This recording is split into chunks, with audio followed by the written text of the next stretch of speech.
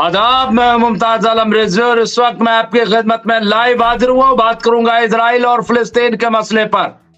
यह इजराइल और फिलिस्तीन का मसला अब भी पूरी दुनिया के लिए तवज्जो का मरकज बना हुआ है, बल्कि जंग इस कदर से फिर बढ़ चुकी है कि ये तीसरी आलमी जंग की मानिंद लग रही है। ऐसा लग रहा है कि अब ये जंग रुकने वाली नहीं है, क्योंकि अगर ईरान इन्वॉल्व हो गया और ईरान और अमेरिका आमने सामने हो गए जैसा कि नजर आ रहा है, तो फिर इस जंग के बढ़ने से कोई नहीं रोक सकता।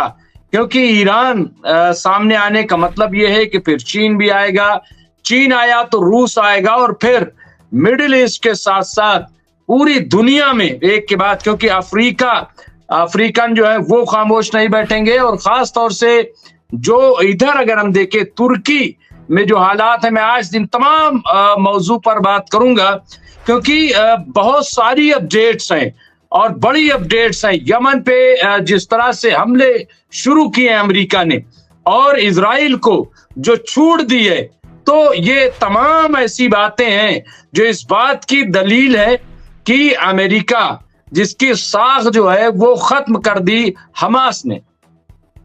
ये सच्चाई है।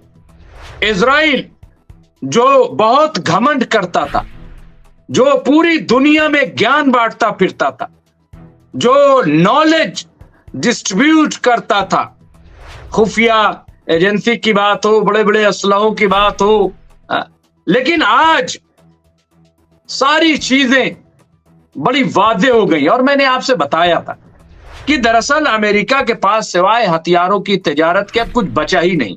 बाकी तमाम चीजों पर कब्जा चाइना का हो गया है और हिंदुस्तान भी अब खुद कफील हो रहा है। हिंदुस्तान अब अमेरिका के दबाव में नहीं है, हिंदुस्तान इजराइल के दबाव में नहीं है, खुल करके तिजारत कर रहा है और यही हिंदुस्तान को करना भी चाहिए। हिंदुस्तान किसी के दबाव में आकर के कोई कदम उठाए, ये मैं समझता हूं कि हिंदुस्तान के शायान शान नहीं, और हिंदुस्तान ऐसा नहीं कर रहा है। तो हम आज जो बात करेंगे वो इजराइल के अंदर की भी आज भी हम बात करेंगे, क्योंकि ये पहलू जिसे मीडिया छिपाता है मैं उसे उजागर करूंगा, मैं उसे सामने लेकर के आऊंगा।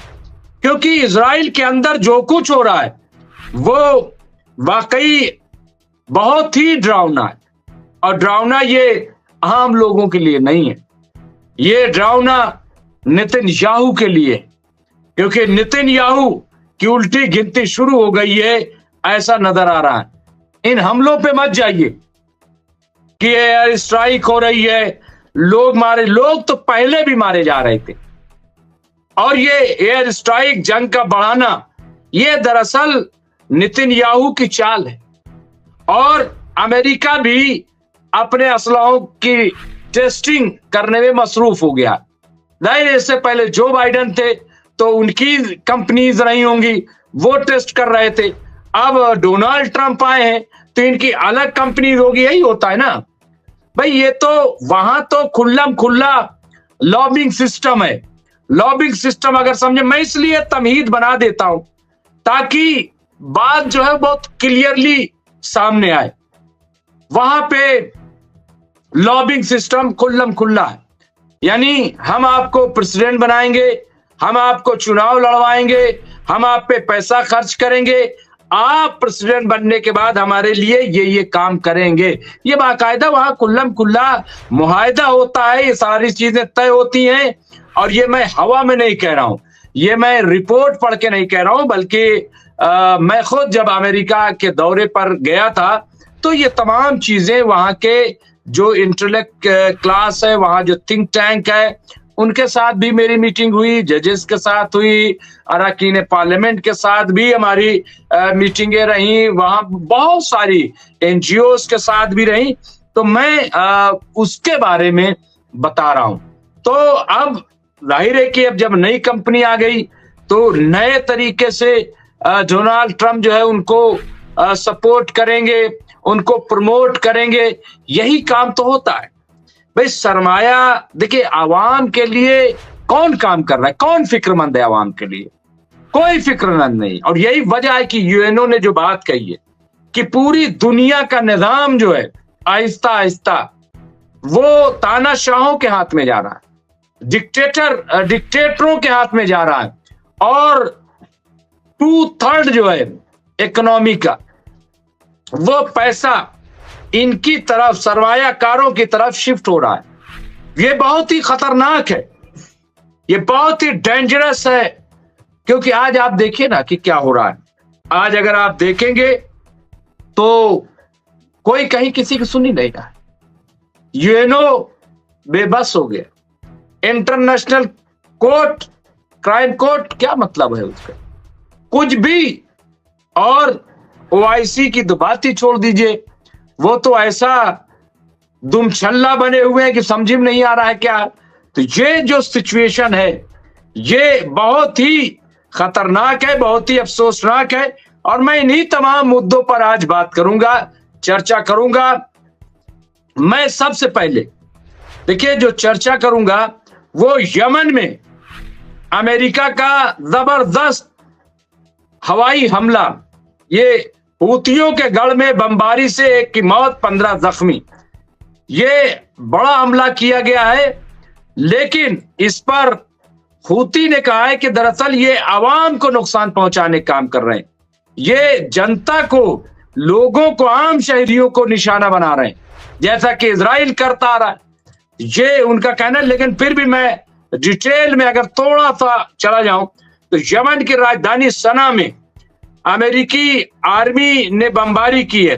अमेरिका के हवाई हमले में 1 व्यक्ति की मौत, यहां पे आप देखिए 1 शख्स की मौत हो गई और 15 लोग जख्मी हुए हैं। इतवार को यह हमला सना के पश्चिमी उपनगर असर में हुआ, जो हूती विद्रोहियों के नियंत्रण वाला इलाका है। हूती संचालित अल मसीरा टीवी ने बताया कि अमेरिकी हमले में 3 बच्चे और 2 महिलाएं भी घायल हुई हैं। तो स्थानीय लोगों ने बताया कि हमले में कई इमारतें जमींदोज हो गई हैं, कई लोग मारे गए हैं, ऐसा बताया जा रहा है। तो ये तस्वीरें सामने आ रही हैं, मैं उन तस्वीरों को आपकी खिदमत में पेश करूंगा। मैं कुछ चीजें सबसे पहले आइए दिखा देते हैं आपको, जो नक्शा बन करके आया। आप देखिए किस तरह से पूरी तस्वीर में दरअसल दिखाना चाहता हूं, और ये इसलिए कि इस नक्शे को आप जहन में रखिएगा। हमारे साथ बहुत जल्द फदील साहब जुड़ जाएंगे और मैं उन्हें स्क्रीन पर लेकर के आऊंगा। और इसके साथ साथ मैं जो बात कह रहा था वो आप देखिए कि यहाँ पे जो यहाँ क्या है कि 3 बच्चे और 2 महिलाएं भी इसमें जख्मी हुए हैं। स्थानीय लोगों ने बताया है कि हमले में कई इमारतें जमींदोज हो गई हैं। बचाव दल मलबे में दबे लोगों की तलाश कर रहे हैं, यानी और लोग मारे गए होंगे। लेकिन क्या खामोश बैठ जाएगा हूती? क्या वो जवाब नहीं देगा? उसने भी तैयारी कर रखी है, और साफ साफ जो हूती ने ऐलान किया है वो भी मैं आपकी खिदमत में पेश करूंगा कि हूती ने आखिर कहा क्या है, हूती ने जवाब क्या दिया, ये भी जानना बहुत जरूरी है, और इसी पर आज हम चर्चा करेंगे। और आप देखिए यहाँ पे कि और यहाँ खबर यह है कि अल मसीरा टीवी के मुताबिक लाल सागर यानी रेड सी में तैनात अमेरिकी सेना ने यमन के उत्तरी प्रांत सादा पर भी हवाई हमले किए हैं। ये हमले हूती विद्रोहियों का गढ़ कहे जाने वाले सादा शहर के आसपास के इलाकों में हुए हैं। लाल सागर के बंदरगाह शहर होदेइदा का हवाई अड्डा भी निशाना बनाया गया। हालांकि इन हमलों में किसी के मारे जाने की कहीं कोई खबर नहीं है। इसके अलावा सना में रविवार को अमेरिकी हमले हूतियों की ओर से लाल सागर में यूएस हैरी एस ट्रूमैन विमान वाहक पोत और इजराइल के बेन गुरियन हवाई अड्डे पर हमले के दावे के बाद हुए हैं। अमेरिका ने मार्च के मध्य में हूती विद्रोहियों के खिलाफ हवाई हमले शुरू किए थे। अमेरिकी सदर डोनाल्ड ट्रंप ने कहा है कि हूतियों ने अमेरिकी जहाजों पर हमला करते हुए रेड सी में अंतरराष्ट्रीय व्यापार बाधित किया है, इसलिए उन्होंने निर्णायक सैन्य कार्रवाई का आदेश दिया है। तो ये आप देखें किस तरह से बड़े पैमाने पर। अब यह जो निर्णायक सैन्य कार्रवाई यानी फैसला कुन, अब फैसला कुन का मतलब आप समझ लीजिए कि अब आर या पार, इसको अगर आम जबान में कहें, ये आर या पार वाली जंग, तो क्या वाकई ये आर या पार वाली जंग होगी? क्या इसको यही समझा जाए, यही माना जाए कि ऐसी कार्रवाई की जाएगी? मुझे लग रहा है कि अगर ऐसा होता है, क्योंकि हम और आगे थोड़ा से बढ़ेंगे और थोड़ा से यहाँ पे आप देखिए आर पार का मतलब क्या है। यहाँ पे एक और देखिए कि इजराइल को हमले की खुली छूट। अब एक तरफ यमन का हाल देखिए, दूसरी तरफ B-52 बम वर्षक विमान ईरान को घुटने पर लाने ट्रम्प ने चल दिए सारे हथियार, झुक जाएगा क्या इस्लामिक देश? ये सुर्खी चलाई जा रही है।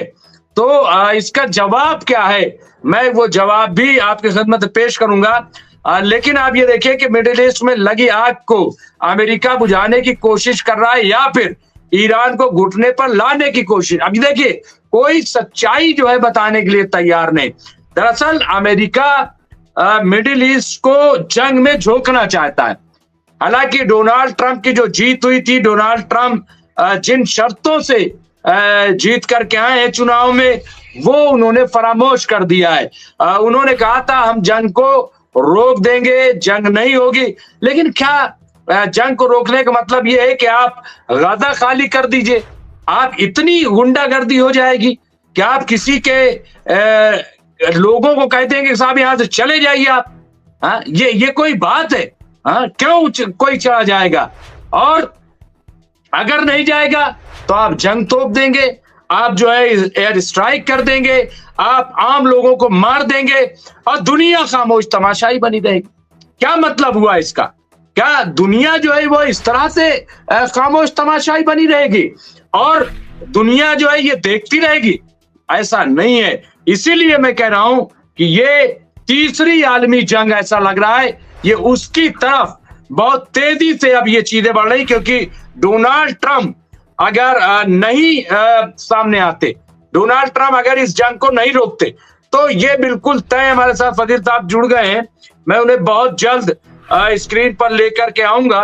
तो मैं जो बात कह रहा था कि यहाँ पे आप देखिए कि किस तरह से और आप देखिए कि यहाँ इजराइल के GPS हमले से भारतीय विमानों पर क्रैश होने का खतरा। 15 महीने में स्पुतनिक की 465 घटनाएं, पाकिस्तान सीमा पर असर, ये भी सामने देख लीजिए। और इसके अलावा ये मुस्लिम देश कराएगा गाजा में शांति, 3000 हमास आतंकियों के निर्वासन का रखा प्रस्ताव, मिस्र नहीं है नाम। अब ये कौन मुल्क है, क्या है, ये सब हम अभी आपको जानकारी देंगे कि आखिर है कौन। और तुर्की में जिस तरह के हंगामे शुरू है, जिस तरह का प्रोटेस्ट बहुत बड़े पैमाने पर, तो उस पर भी चर्चा बहुत जरूरी है।